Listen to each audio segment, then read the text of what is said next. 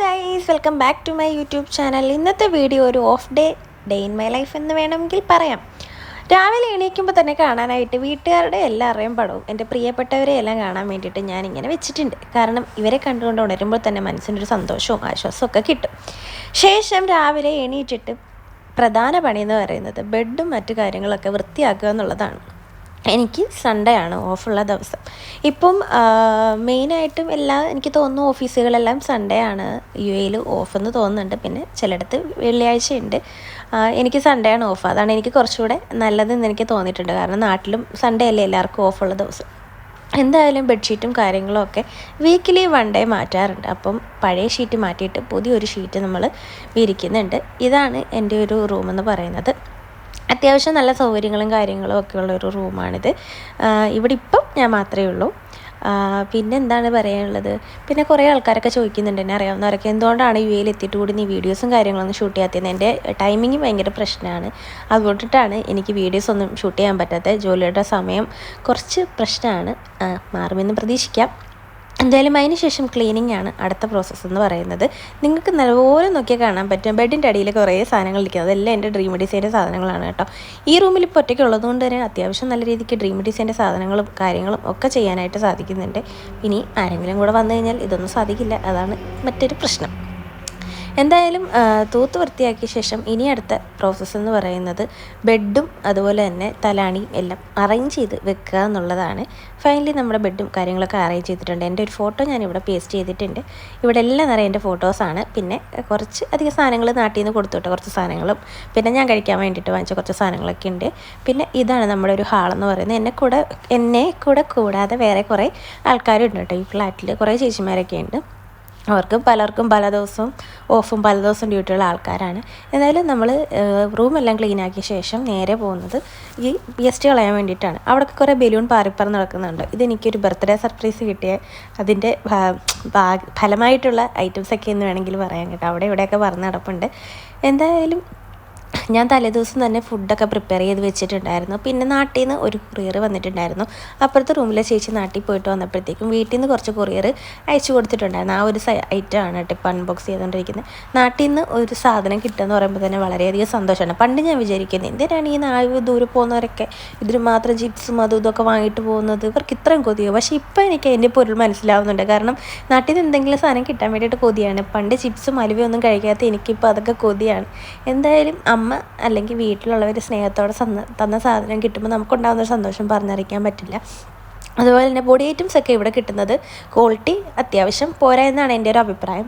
പിന്നെ നാട്ടിൽ നിന്ന് നമ്മൾ നല്ല രീതിക്ക് പൊടിച്ചു കൊണ്ടുവന്ന സാധനത്തിന് അത്ര എന്തായാലും ഇവിടെ കിട്ടുന്നുണ്ടാവില്ലല്ലോ.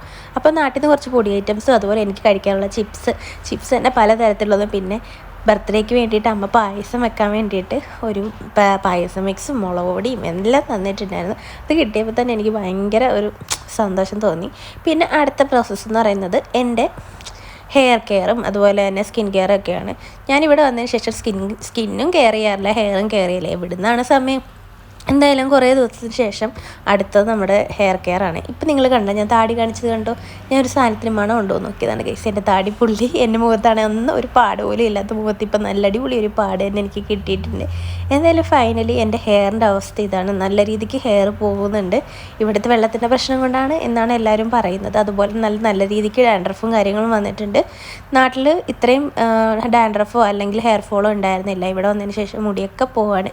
എന്നാലും ഭയങ്കര സങ്കടമാണ്. മാക്സിമം എനിക്ക് പറ്റുന്ന ടൈമിലൊക്കെ ഞാൻ കെയർ ചെയ്യാൻ ശ്രമിക്കുന്നുണ്ടെങ്കിലും എല്ലാം പോക്കാണ് ഗൈസ്. കണ്ട ഇങ്ങനെയാണ്. പിന്നെ അതേ കണ്ടില്ലേ എൻ്റെ മുടിയിൽ കളർ ചെയ്തത്.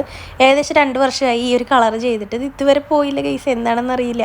ബ്ലീച്ച് ചെയ്തിട്ട് ചെയ്തുകൊണ്ടാണ് നിർത്തില്ല, കളർ അങ്ങോട്ട് പോകുന്നില്ല. ശരിക്കും ഈ ഒരു കളറല്ലായിരുന്നു കേട്ടോ, ബർഗണ്ടി ആയിരുന്നു.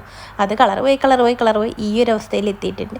എന്തായാലും മുടിയിലെ ചെടക്കും കാര്യങ്ങളൊക്കെ കളഞ്ഞ ശേഷം അടുത്ത പ്രോസസ്സ് എന്ന് പറയുന്നത് എണ്ണ ഇട്ട് കൊടുക്കുക എന്നുള്ളത്. നാട്ടിൽ നിന്ന് നല്ല ഒന്നാന്തരം കാച്ചിയാണ് ഞാൻ കൊണ്ടുവന്നിട്ടുണ്ടായിരുന്നത്. പക്ഷേ ഞാൻ വല്ലപ്പോഴും തല നനയ്ക്കത്തുള്ളൂ. കാരണം തല നനച്ച് കഴിഞ്ഞാൽ മുടി ഒരുപാട് പൊഴിയുമെന്ന് ആരൊക്കെയോ പറഞ്ഞു കേട്ടുകൊണ്ട് തന്നെ തല നനയ്ക്കൽ വളരെ കുറവാണ്. വല്ലപ്പോഴും കുളിക്കുന്നതുകൊണ്ടും ജോലിയുടെ തിരക്കും കാരണം മുടി ശ്രദ്ധിക്കാത്തത് കൊണ്ട് തന്നെ മുടിക്ക് നല്ല രീതിക്ക് ഉടക്കുണ്ടായിരുന്നു. അതുപോലെ തന്നെ മുടി പൊട്ടുന്നുണ്ടായിരുന്നു. പിന്നെ ഇവിടെ വന്നതിന് ശേഷം ഞാൻ ഒരു വട്ടം ഹെയർ കട്ട് ചെയ്തിട്ടുണ്ടായിരുന്നു. അത്യാവശ്യം ലെങ്ത്ത് കുറഞ്ഞിട്ടുണ്ടായിരുന്നു. പക്ഷേ മുടി നീളം വെക്കുന്നുണ്ട്. നീളം വെക്കുമ്പോൾ തന്നെ ഞാൻ ഇപ്പോൾ വെട്ടിക്കളയും. അതാണ് യാഥാർത്ഥ്യം എന്ന് പറയുന്നത്. അപ്പം ഇനി മുടി വെട്ടരുത് എന്നാണ് എൻ്റെ ആഗ്രഹം. സാധിക്കുമെന്നൊന്നും അറിയില്ല, എങ്കിലും നമുക്ക് നോക്കാം. എന്തായാലും മുടിയെല്ലാം ചെയ്യുമ്പോഴത്തേക്കും നമ്മുടെ ഡോറിന് പുറത്തുനിന്ന് ഒരാൾ വിളിക്കുന്നുണ്ട്. ആരാണെന്ന് വെച്ചാൽ എൻ്റെ റൂംമേറ്റിൻ്റെ മോളാണ് കേട്ടോ. ആ ചേച്ചി മോളെയും കൊണ്ടിട്ടാണ് നിൽക്കുന്നത്. അവളോട് ഞാൻ വർത്തമാനം പറയുന്നതാണ് നിങ്ങളിപ്പോൾ കണ്ടുകൊണ്ടിരിക്കുന്നത്. അവൾക്ക് വീഡിയോസ് എടുക്കാനും വീഡിയോസ് ഷൂട്ട് ചെയ്യാനൊക്കെ ഭയങ്കര ഇഷ്ടമാണ് കേട്ടോ. പക്ഷേ പുള്ളിക്കാരത്തെ അങ്ങനെ കിട്ടാറില്ല, കാരണം അവൾ പഠിക്കുന്ന കുട്ടിയാണ്, 2ാം ക്ലാസ്സിലായിട്ടേ ഉള്ളൂ കേട്ടോ. അപ്പം അവളെ ഇടയ്ക്ക് എന്നോട് പറഞ്ഞിട്ടുണ്ട്, ചേച്ചി വീട്ടെടുക്കുമ്പോൾ എന്നോട് പറയണേ ഞാനും വരാമെന്നൊക്കെ. അപ്പം അവൾ ഇവിടെ ഉള്ളത് ചില സമയത്ത് എനിക്ക് നല്ല ടൈം പാസ്സാണ് കേട്ടോ. ചില സമയത്തൊക്കെ അവളുടെ അമ്മ അവളെ ഇവിടെ ഇരുത്തിയിട്ടൊക്കെ പോകുമ്പോൾ ഇങ്ങനെ കൊച്ചു വർത്താനൊക്കെ പറയാനായിട്ട് ഒരാൾ, അങ്ങനെ ഒരു കൂട്ടുണ്ട്. പക്ഷേ മിക്ക ദിവസവും എനിക്ക് തിരക്കായിരിക്കും. ഒന്നെങ്കിൽ ഡ്രീം എഡിഷൻ്റെ കാര്യമായിട്ട് തിരക്കായിരിക്കും, അല്ലെന്നുണ്ടെങ്കിൽ ഈ ജോലി തിരക്ക്, ജോലിയുടെ പ്രഷർ ഒന്നും പറയേണ്ട. എന്തായാലും നാട്ടിൽ പാറിപ്പറന്ന് നടന്ന എൻ്റെ അവസ്ഥ ഇപ്പോൾ ഇതാണ് ഗൈസ്. സ്കൂളിലടച്ചൊരു കിളിയെ പോലെയാണ് ഞാനിപ്പോൾ. ജോലി റൂം, ജോലി റൂം, ജോലി റൂം. പിന്നെ ഇടയ്ക്കിടയ്ക്കൊക്കെ പുറത്ത് പോകാറുണ്ട് കേട്ടോ. അല്ല, ഞാൻ എപ്പോഴും റൂമിൽ തന്നെ എന്ന് പറഞ്ഞു കഴിഞ്ഞാൽ അത് കുറച്ച് ഇതായി പോവും. അങ്ങനെയല്ല, നമ്മൾ റൂമിലുണ്ടാവും, പിന്നെ പുറത്ത് പോകും. ശരിക്കും പറഞ്ഞു കഴിഞ്ഞാൽ പുറത്ത് പോകുന്നതിനെക്കാട്ടിലും ഇഷ്ടം റൂമിൽ തന്നെ ഇരിക്കാൻ വേണ്ടിയിട്ടാണ് കേട്ടോ. സൺഡേ ഓഫ് കിട്ടിക്കഴിഞ്ഞാൽ എനിക്ക് സുഖമായിട്ട് രാവിലെ മുതൽ വൈകിട്ട് വരെ കിടന്ന് ഉറങ്ങാനാണ് കേട്ടോ ഇഷ്ടം. സൺഡേ വീട്ടിലുണ്ടെങ്കിൽ പോലും ഞാൻ എൻ്റെ വീട്ടിൽ വൈകിട്ടായിരിക്കും വിളിക്കുക. ബിക്കോസ് ഞാൻ രാവിലെ നല്ല ഉറക്കമായിരിക്കും. കാരണം എനിക്ക് ഉറങ്ങിയാലും തീരത്തില്ലെന്നേ. എന്താണെന്ന് വെച്ചാൽ ഒന്നാമത്തെ കാര്യം ജോലിയുടെ ടൈമിങ്ങിൻ്റെ പ്രശ്നം കൊണ്ട് രാത്രി മിക്ക ദിവസവും ലേറ്റായിട്ടായിരിക്കും വരിക. കാരണം അക്കൗണ്ട്സൊക്കെ ക്ലോസ് ചെയ്തിട്ട് ഇറങ്ങുമ്പോൾ തന്നെ ഒരു പരുവാവും. എനിക്ക് തോന്നുന്നു അക്കൗണ്ട്സ് ഫീൽഡ് ജോലി ചെയ്യുന്ന എല്ലാവർക്കും ഇതൊക്കെ തന്നെയാണെന്ന് തോന്നുന്ന അവസ്ഥ. എൻ്റെ അവസ്ഥ പറയുമ്പോൾ എല്ലാവരും ഇതൊക്കെ തന്നെ പറയുന്നത്. അക്കൗണ്ട്സിലാകുമ്പോൾ അങ്ങനെയൊക്കെയാണ്, കുറച്ച് അഡ്ജസ്റ്റ് ചെയ്തൊക്കെ പോകും. പറയുന്നവർക്ക് പറയാമല്ലോ, നമുക്കെല്ലാം അറിയത്തുള്ളതിൻ്റെ പാട്. എന്തായാലും മുടി എല്ലാം സെറ്റാക്കിയിട്ടുണ്ട്. ഇനി നമുക്ക് അടുത്ത പരിപാടി എന്ന് വെച്ചാൽ എണ്ണയിടലാണ് കേട്ടോ. ആ ഒരു കളർ തന്നെ കണ്ടില്ല, എണ്ണയുടെ നല്ല മണമാണ് കേട്ടോ. നല്ല മണം മാത്രമല്ല, ഭയങ്കര മുടിക്ക് നല്ലതാണ് കേട്ടോ. ഞാൻ നാട്ടിൽ വെച്ചിട്ട് നല്ല രീതിക്ക് മുടി കെയർ ചെയ്യുമായിരുന്നു ഗൈസ്. ഇടയ്ക്കിടയ്ക്ക് ചെമ്പരത്തിൻ്റെ താളി അങ്ങനത്തെ സാധനങ്ങളൊക്കെ ഉണ്ടാക്കി തലയിലൊക്കെ തേക്കുമായിരുന്നു. പക്ഷേ ഇപ്പം ഒന്നിനും സമയമില്ലാത്ത അവസ്ഥയാണ്. പക്ഷേ ഹെയർ കെയർ ചെയ്യണം, ഇല്ലെന്നുണ്ടെങ്കിൽ നാട്ടിൽ വരുമ്പോഴത്തേക്കും ഞാൻ മുട്ടയാവും. അതാണ് ഇപ്പോഴത്തെ എൻ്റെ ഒരു അവസ്ഥ എന്ന് പറയുന്നത്. കണ്ട, ഞാൻ ഓരോന്നൊക്കെ പറയുന്നുണ്ട്. ആരോടാ? അവളോട് വർത്താനം പറഞ്ഞുകൊണ്ടിരിക്കുകയാണ് ഗൈസ്. നിങ്ങൾക്ക് ഞാനിപ്പോൾ അവളെ കാണിച്ചു തരാം കേട്ടോ. അവളിപ്പോൾ വരും. ആഴ്ചയിൽ ഒരു ദിവസം, ചിലപ്പോൾ 2 ആഴ്ച കൂടുമ്പോഴൊക്കെയാണ് കേട്ടോ ഇങ്ങനെ എണ്ണ ഇടുന്നത്. അല്ലാത്തപ്പം എണ്ണയിടലൊക്കെ കണക്കാം. രാവിലെ തല നനയ്ക്കാറ് പോലും ഇല്ല. വൈകിട്ട് വന്നിട്ട് കുളിച്ചിട്ട് എങ്ങനെയെങ്കിലും കയറി കിടക്കണമെന്നേ നമുക്ക് തോന്നത്തുള്ളൂ. അത്രയ്ക്ക് കഷ്ടപ്പാടാണ് ഇപ്പോഴത്തെ ഒരു ജോലി എന്ന് പറയുന്നത്. പിന്നെ കുറച്ച് കഷ്ടപ്പെട്ടാലല്ല നമുക്ക് ജീവിക്കാൻ പറ്റത്തുള്ളൂ. ആ ഒരു സമാധാനത്തിലാണ് ഇപ്പോൾ ഞാൻ മുന്നോട്ട് പോയിക്കൊണ്ടിരിക്കുന്നത്. എന്തായാലും ഗൈസ്, എണ്ണയിടൽ വളരെയധികം മനോഹരമായിട്ട് പുരോഗമിക്കുന്നുണ്ട്. പിന്നെ എൻ്റെ വീഡിയോ ഇഷ്ടപ്പെട്ട് കഴിഞ്ഞാൽ നിങ്ങൾ ലൈക്ക് ചെയ്യാനും ഷെയർ ചെയ്യാനും, പിന്നെ നമ്മുടെ ചാനൽ ആദ്യമായിട്ടാണ് കാണുന്നതെന്നുണ്ടെങ്കിൽ ഒന്ന് സബ്സ്ക്രൈബ് ചെയ്ത് സപ്പോർട്ട് ചെയ്യാൻ കൂടെ മറക്കണ്ട. ഇനി ഇതുപോലുള്ള അടിപൊളി വീഡിയോസൊക്കെ വരുന്നതായിരിക്കും. പിന്നെ ഇത് അടിപൊളി വീഡിയോ ആണെന്ന് ഞാൻ പറയുന്നില്ല. ഇത് ജസ്റ്റ് എൻ്റെ ഒരു സാറ്റിസ്ഫാക്ഷൻ, എൻ്റെ ഒരു സന്തോഷത്തിന് വേണ്ടിയിട്ടാണ് കേട്ടോ ഞാൻ വീഡിയോസൊക്കെ ചെയ്യുന്നത്. കണ്ടിന്യൂസ്ലി വീഡിയോസൊക്കെ ഷൂട്ട് ചെയ്യണമെന്ന് ആഗ്രഹമുണ്ട്. സമയക്കുറവുകൊണ്ടാണ് ചെയ്യാൻ പറ്റത്തെ. എന്തായാലും ഇനി മുതൽ കണ്ടിന്യൂസ് വീഡിയോ ഒക്കെ ഉണ്ടാവുമെന്ന് പ്രതീക്ഷിക്കാം. എന്തായാലും മുടിയിൽ നല്ല രീതിക്ക് എണ്ണയിട്ടപ്പോഴത്തേക്കും നമ്മുടെ കൊച്ചിനെ ഞാൻ കാണിച്ചു തരാം ഗൈസ്. ഇപ്പോൾ കാണിച്ചു തരാം കേട്ടോ. അവൾ കുറേ നേരം കൊണ്ട് ഇവിടെ നിൽപ്പുണ്ട്. കണ്ട, ഇതാണ് നമ്മുടെ കുട്ടി. ഇവിടെ പേര് ശ്വേത എന്നാണ്.